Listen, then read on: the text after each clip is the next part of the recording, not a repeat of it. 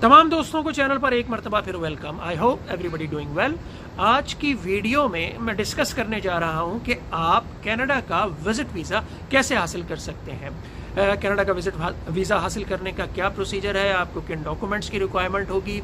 इसके अलावा मैं आपको कुछ ऐसे टिप्स भी बताऊंगा कि जिनको अगर आप फॉलो करेंगे तो आपको वीज़ा मिलने के चांसेस 100% तक हो सकते हैं। इसके अलावा वीडियो के आखिर में मैं आपको ये भी बताऊंगा कि आप कनाडा के विज़िट वीज़ा को वर्क परमिट में किस तरह से जो है कन्वर्ट कर सकते हैं। तो मेरे साथ रहिएगा वीडियो के आखिर तक। इससे पहले कि मैं टॉपिक को डिटेल में डिस्कस करूं, मेरी आपसे रिक्वेस्ट होगी कि चैनल को सब्सक्राइब कीजिए और वीडियो को लाइक कीजिए। कमेंट सेक्शन में मुझे ज़रूर बताइए कि आपको ये वीडियो कैसी लगी। कनाडा की वीज़ा एप्लीकेशन आप ऑनलाइन भी दे सकते हैं और आप पेपर एप्लीकेशन भी दे सकते हैं। मैं पर्सनली जो है ऑनलाइन एप्लीकेशन प्रेफर करता हूँ, क्योंकि ऑनलाइन जो एप्लीकेशन जो भी प्रोसेस होता है वो ज़्यादा फास्ट होता है और आपको वीज़ा जो ग्रांट है वो ज़्यादा जल्दी हो सकता है as compare to paper application के। क्योंकि अगर वीज़ा ऑफिसर को जो आपका एप्लीकेशन को फॉलो कर रहा है, अगर उसको किसी डॉक्यूमेंट की या आपकी तरफ से किसी जो है क्लैरिफिकेशन की ज़रूरत होगी तो वो आपको फ़ौरन आप उसका मैसेज आ जाएगा ईमेल के थ्रू आपके अकाउंट में और जो है आप फ़ौरन वो डॉक्यूमेंट अपलोड कर सकते हैं। तो इसलिए ऑनलाइन जो एप्लीकेशन है वो ज़्यादा फास्ट होती है as compare to paper application के। अच्छा, जब ऑनलाइन एप्लीकेशन के लिए आपको जो है वो कनाडा की जो वेबसाइट है, इमिग्रेशन की ऑफिशियल वेबसाइट, वहाँ पर अपना अकाउंट बनाना पड़ेगा और आप उसके बाद आप ऑनलाइन विज़िट वीज़ा अप्लाई कर सकते हैं। जब आप कनाडा का विज़िट वीज़ा अप्लाई करेंगे तो आपको सबसे पहले तो जो है वो आपका ट्रैवल डॉक्यूमेंट चाहिए होगा, यानी कि आपका पासपोर्ट, और उसकी एक्सपायरी कम से कम 6 मंथ ज़रूर हो, यानी कि उससे पहले वो एक्सपायर नहीं होना चाहिए। इसके अलावा आपसे आपकी फैमिली डिटेल ली जाएगी, जिसे FRC कहते हैं, या पहले बेफॉर्म कहा जाता था, यानी कि आपकी पेरेंट्स की डिटेल, आपके सिबलिंग्स की डिटेल, आपकी फैमिली की डिटेल। इसके अलावा आपसे जो है वो बैंक स्टेटमेंट भी मांगा जा सकता है, आपको जमा कराना पड़ेगा। आपकी अगर ट्रैवल कोई हिस्ट्री है तो आपको वो भी जमा करानी होगी। आपको पुलिस सर्टिफिकेट भी देना होगा, यानी कि आपके अगेंस्ट पे कोई एक्टिव FIR नहीं है, आपका कोई क्रिमिनल रिकॉर्ड नहीं है। आपका मेडिकल वगैरह भी होगा। इसके अलावा आप जो है अगर आपके पास कोई आपकी जॉब वगैरह है तो आप वहाँ का आप अपना जॉब एम्प्लॉयमेंट सर्टिफिकेट भी साथ में दे सकते हैं अपनी एप्लीकेशन को स्ट्रॉन्ग बनाने के लिए। अब मैं आपको कुछ टिप्स दे देता हूँ कि अगर आप वीज़ा एप्लीकेशन जो है विज़िट वीज़ा एप्लीकेशन अप्लाई कर रहे हैं कनाडा की, तो आपको किन बातों का ख्याल रखना है। देखिए, जब आप किसी भी कंट्री का, चाहे कनाडा हो, ऑस्ट्रेलिया हो या UK हो, या कहीं भी आप विज़िट वीज़ा अप्लाई कर रहे हैं तो आपको जो है वो इस बात को, केस ऑफिसर को ये बात रियलाइज़ होनी चाहिए कि आप जो ये टेम्प्रेरी वीज़ा अप्लाई कर रहे हैं तो आपका मकसद सिर्फ वहाँ पर थोड़ी सी देर के लिए जाना है और उसके बाद वापस आना है। तो यानी कि आपका जो टाइज़ आपकी होम कंट्री के साथ हैं तो वो बहुत स्ट्रॉन्ग होने चाहिए। आपने ये साबित, उसको ये ना लगे कि ये अगर कनाडा जाएगा तो वापस नहीं आएगा। मिसाल के तौर पर अगर आप कहीं जॉब करते हैं तो आप अपना एम्प्लॉयमेंट सर्टिफिकेट अपनी दिखाएं। अगर आपकी जॉब है, आपकी सैलरी स्लिप्स वगैरह आती हैं, वो दिखाएं, अपने साथ एप्लीकेशन के साथ ज़रूर अटैच करें। अपना फाइनेंशियल स्टेटमेंट दें जिसमें तकरीबन 3 महीने का दें कि इसमें पैसे आ रहे हैं, आपकी सैलरी आ रही है या आपकी कोई और इनकम आ रही है। अगर आपका बिज़नेस है कोई तो वो आपकी बिज़नेस की ट्रांजैक्शन जो हो रही है आपके अकाउंट में, तो वो आपको बैंक स्टेटमेंट ज़रूर जमा करवाना है। और अगर इसके अलावा आपको जो है अगर आपके नाम कोई जायदाद है पाकिस्तान में, कोई घर है, कोई प्लॉट है, कोई गाड़ी है, तो ये तमाम चीज़ें आप उनको अपनी एप्लीकेशन के साथ दें। और यानी कि वीज़ा ऑफिसर को ये फ़ील हो कि जी आप जो है वो वेल टू डू हैं अपनी कंट्री में और आप वहाँ पर सिर्फ घूमने फिरने के लिए कनाडा जा रहे हैं और आप वापस आके अपने जॉब वगैरह और या अपना बिज़नेस है आपने आके दोबारा अपना काम शुरू करेंगे।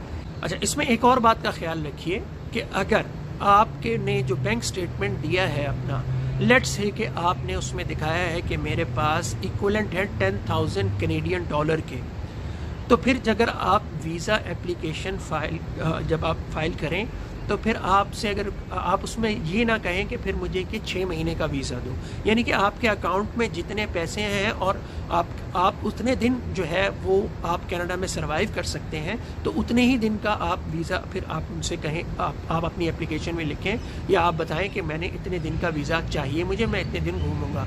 कनाडा में या इतने दिन में मेरा विज़िट होगा।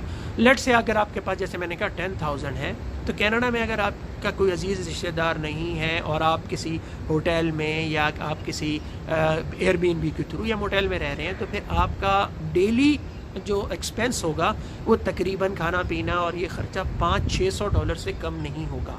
तो अगर आपका डेली ख़र्चा इतना है और फिर आपको एयर टिकट भी आपका $2-2,500 शायद डॉलर तक का होगा, तो फिर आपका 15-16 दिन से ज़्यादा आपका कनाडा में आप $10,000 से ज़्यादा आप सर्वाइव नहीं कर सकेंगे। लेकिन अगर आपके पास अगर आपके पास $10,000 है लेकिन आप वीज़ा मांग रहे हैं 2 महीने का कि जी मैं 1 महीना सैर करूंगा या 2 महीने, तो फिर वीज़ा जो केस ऑफिसर है वो कहेगा कि आपके पास इतने पैसे तो है नहीं, तो आप जो है वो इतना लंबा वीज़ा क्या कर रहे हैं, क्या किस लिए ले रहे हैं। तो उसके ज़हन में यही आएगी पहली बात कि शायद वापस नहीं आना चाह रहा है और इसका मकसद कुछ और है। वहाँ कनाडा में रहना चाह रहा है या कनाडा में वर्क करना चाह रहा है या वहाँ पे जाके असाइलम अप्लाई करना चाह रहा है।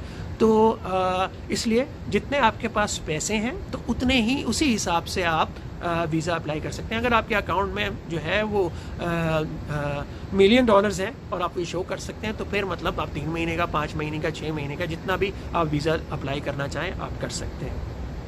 अच्छा, दूसरा, आपको अपनी आइटनरी शो करनी है। आपको जो है वो बड़ी स्ट्रॉन्ग आइटनरी होनी चाहिए, यानी कि आपका रिटर्न टिकट होना चाहिए। आप जिन जिन सिटीज़ में जा रहे हैं वहाँ का, अगर आपने होटल वहाँ का जहाँ रहेंगे वहाँ का आपको डिटेल देनी होगी कि मैंने ये होटल बुक करवाया है, यहाँ पे मैं रह रहा हूँ। भले से आप जो है वो उस रियल में वो होटल बुक ना करवाएं, लेकिन आप मतलब कुछ ऐसे भी होटल होते हैं जिसमें जब आप उनको ऑनलाइन बुक करते हैं तो वो आपसे आपके क्रेडिट कार्ड की डिटेल नहीं मांगते, या आपको कहते हैं कि जब आप आएंगे तो तब आप पेमेंट कर दें। तो आप ऐसे होटल्स की बुकिंग कर सकते हैं। जो होटल कहे कि नहीं जी हमें एडवांस पेमेंट दें, आप उन होटल की पेमेंट ना करें, तो उन होटल को बुक्स ना करें। और जो कहें कि at the time of arrival आप पेमेंट कर दें, आप ऐसे होटल की बुकिंग करवा लें और उसका प्रिंट आउट निकाल लें। ये तमाम चीज़ें जो है ये आपके पास होनी चाहिए।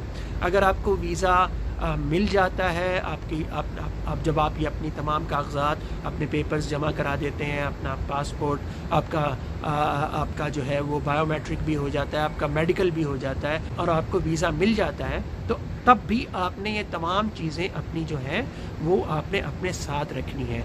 और आपने जो बातें अपने स्टेटमेंट में या पर्पज़ ऑफ विज़िट जो है आपका, जो एक कवर लेटर टाइप होता है, आपने जो उसके अंदर लिखी हैं, वो जब आप कनाडा जाएंगे तो वहाँ पर इमिग्रेशन ऑफिसर जो कनाडा का एयरपोर्ट में है वो आपसे तमाम बातें दोबारा पूछेगा कि आप किस मकसद के लिए आ रहे हैं, आपका पर्पस ऑफ विज़िट क्या है, आप कितने दिन के लिए आ रहे हैं, आप कहाँ ठहरेंगे, आपके पास पैसे कितने हैं। अगर आपने दिखाया कि जी कि मेरे पास $1,000 है और मैं 1 महीने के लिए आया हूँ, तो हो सकता है आपको अभी फ़्लाइट से पाकिस्तान या इंडिया या बांग्लादेश जहाँ से भी आप आए हैं वो आपको वापस भिजवा दें। अगर आप कनाडा जाना चाहते हैं या कनाडा में सेटल होना चाहते हैं तो ये आपके लिए इस वक्त जो है बहुत अच्छी अपॉर्चुनिटी है, क्योंकि जो है वो कैनेडियन जो इमिग्रेशन मिनिस्टर हैं उन्होंने भी जो है वो कहा है कि वो पाकिस्तान से जो विज़िट वीज़ा हैं वो 2 महीने के अंदर अंदर प्रोसेस कर देंगे।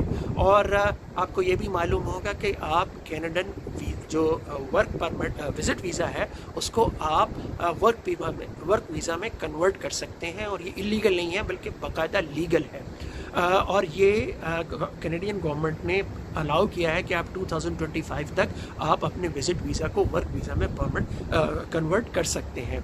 लेकिन देखिए, जब आप एयरपोर्ट पर कनाडा के उतर रहे हैं तो जो इमिग्रेशन ऑफिसर है उसको ये फील नहीं होना चाहिए कि आप इसलिए आए हैं कि आप अपने विज़िट वीज़ा को वर्क वीज़ा में जो है वो कन्वर्ट करना आपका जो है वो मोटिव है या आपका मकसद ये है।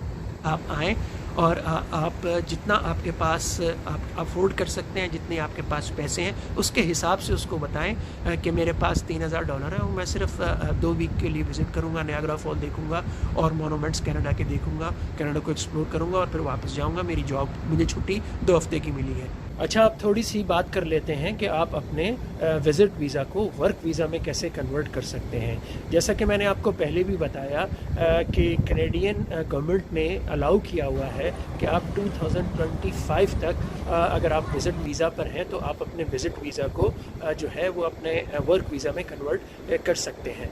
देखिए, अगर आप इसी प्लान से आए हैं तो बेहतर यही है कि आप पाकिस्तान में थोड़ा सा होमवर्क कर लें। कुछ वेबसाइट हैं जिनकी डिटेल मैं आपको दे दूंगा, वहाँ पर एम्प्लॉयर जो है वो उनकी डिमांड होती है, वो उन्होंने बताया हुआ होता है कि पहले से आप अगर ओवरसीज़ हैं तो आप अप्लाई कर सकते हैं।